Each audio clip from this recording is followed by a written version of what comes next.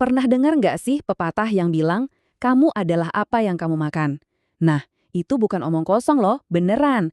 Tubuh kita ini kan isinya miliaran sel, dan setiap sel itu dibangun dan dikasih tenaga ya dari makanan yang kita pilih.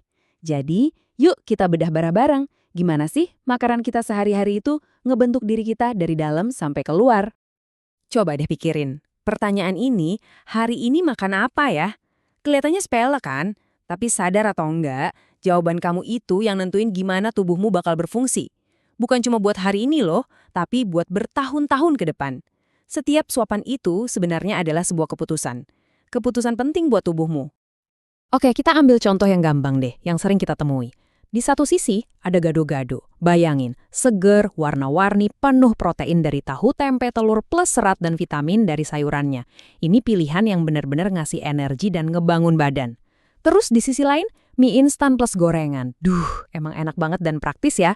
Tapi di baliknya, ada garam yang super tinggi, pengawet, lemak jenuh yang bikin organ kita kerjanya berat banget. Kalau keseringan, wah, bisa jadi pemicu banyak masalah kesehatan. Jadi intinya tuh gini, makan itu bukan cuma soal bikin perut kencang, ini soal pilihan yang sadar. Nah, tujuan kita di sini itu buat ngebekali kamu dengan ilmunya, biar setiap kali milih makanan, itu jadi investasi buat kesehatan kamu sendiri di masa depan. Oke, pertama-tama kita harus paham dulu fungsi paling dasar dari makanan. Anggap aja tubuh kita ini mobil balap super canggih. Secanggih apapun mesinnya, mobil itu nggak bakal bisa jalan tanpa bensin yang pas kan? Nah, makanan itulah bahan bakar premium buat tubuh kita. Energi dari makanan itu satuannya kalori. Buat kita-kita yang aktif, rata-rata butuh sekitar 2.000 sampai 2.500 kalori setiap hari. Buat apa? Ya buat gerak, buat mikir, pokoknya buat semua sistem di tubuh kita jalan. Tapi yang lebih penting dari jumlah kalorinya adalah dari mana kalori itu datang, kualitasnya gimana. Kita mulai dari karbohidrat. Ini nih, bensin utama kita, bahan bakar oktan tinggi buat tubuh. Karbohidrat diubah jadi glukosa yang langsung ngasih energi instan buat otak kita biar bisa fokus dan buat otot kita biar bisa gerak. Kalau karbohidrat itu bensinnya, nah protein ini ibaratnya batu batanya. Protein itu tugasnya ngebangun dan ngebenerin semua yang ada di tubuh kita. Mulai dari otot yang pegal abis olahraga, kulit kita, rambut, bahkan sel-sel terkecil sekalipun.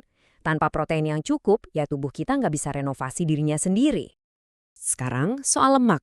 Wah, ini sering banget disalahpahami. Lemak itu punya fungsi penting banget loh. Dia itu cadangan energi kita, sekaligus jadi bantalan pelindung buat organ-organ vital. Kuncinya cuma satu, kita harus bisa bedain mana lemak baik kayak di alpukat atau ikan, sama lemak jahat yang ya banyak banget di gorengan dan makanan cepat saji. Oke, bahan bakarnya udah kita pilih. Terus, gimana cara tubuh ngolahnya? Yuk kita ikutin perjalanan makanan ini masuk ke dalam pabrik super canggih di dalam tubuh kita, yaitu sistem pencernaan. Perjalanannya mulai di mulut, tempat makanan dihancurin. Terus meluncur ke lambung, di mana ada asam dan enzim yang super kuat buat mecah-mecah lagi. Tapi, pusat pengolahan utamanya ada di sini nih, usus halus. Disinilah semua nutrisi berharga tadi, karbohidrat, protein, lemak, diserap dan siap buat dikirim ke seluruh penjuru tubuh. Nutrisinya udah berhasil diekstrak.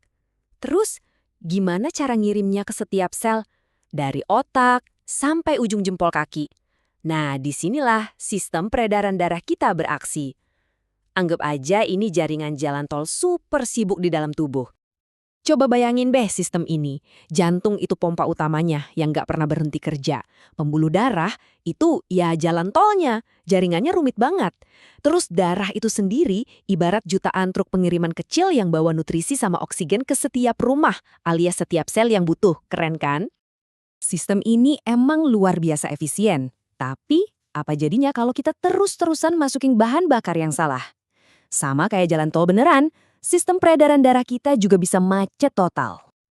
Ingat kan lemak jahat yang tadi kita bahas? Nah, ini dia biang keroknya. Lemak jenuh dan kolesterol jahat itu bisa nempel dan numpuk di dinding pembuluh darah kita. Lengket gitu, kayak lumpur di dalam pipa. Akhirnya apa? Ya bikin macet parah di jam sibuknya peredaran darah kita. Kondisi kemacetan ini, nama medisnya aterosklerosis. Plak lemak tadi bikin jalan tol kita jadi sempit. Akibatnya, jantung harus kerja ekstra keras buat mompa darah biar bisa lewat. Nah, Ini yang bikin tekanan di seluruh sistem jadi naik.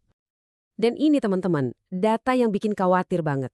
Gara-gara penyumbatan kayak gini, 1 dari 4 orang di Indonesia itu kena hipertensi atau tekanan darah tinggi. Penyakit ini sering disebut silent killer, pembunuh senyap. Kenapa? Soalnya sering banget nggak ada gejalanya sama sekali. Tahu-tahu kerusakannya udah parah. Kalau kemacetan ini terjadi di jalan tol yang menuju jantung, akibatnya fatal, serangan jantung. Kalau macetnya di jalan tol menuju otak, akibatnya ya stroke. Dua kondisi gawat ini seringkali akarnya dari hal yang kelihatan sepele, pilihan makanan kita sehari-hari. Tapi ada kabar baiknya, yang pegang kendali itu kamu.